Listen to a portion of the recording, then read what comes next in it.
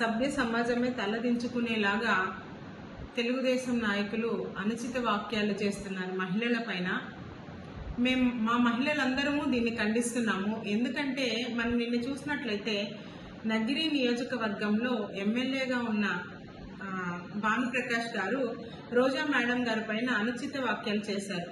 నేను ఒకటే చెప్తున్నాను, మహిళలు ఈ రంగంలో రావాలంటే వాళ్ళు ఎంత కష్టం ఉంటుందో అది ప్రతి ఒక్కరికి తెలుసు. అదేలాగా మేడము ఫస్ట్ నుంచి కూడా న్యాయం పక్కన పోరాడే మనిషి, ప్రజల కోసము పేదవాళ్ల కోసము తను ఎక్కడైనా సరే పోరాటానికి ముందుంటారు.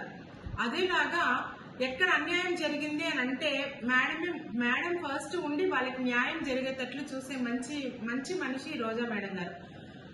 మీరు ఏమన్నా మాట్లాడదలుచుకుంటే మీరు రాజకీయ పరంగా మాట్లాడండి, రాజకీయ పరంగా వాళ్ళని ఫేస్ చేయండి. అది వదిలేసి పర్సనల్ విమర్శనలు చేయడము, మహిళలని ఎలా పడితే అలా మాట్లాడడము. మా మహిళలకి కూడా మేడం గారికి ఒక ఫ్యామిలీ ఉంది, తను ఇంతకు ముందు ఎక్స్ మినిస్టర్గా ఉన్నారు. ఇట్లాంటివన్నీ కూడా మీరు దృష్టిలో పెట్టుకొని పబ్లిక్లో మాట్లాడేటప్పుడు మర్యాదపూర్వకంగా మాట్లాడాలని, అదేలాగా మహిళలని గౌరవించాలని మరొకసారి కోరుకుంటూ, భానుప్రకాష్ గారు చేసిన వాక్యాలకి మేమందరం చాలా బాధపడుతున్నాము. ఇంకొక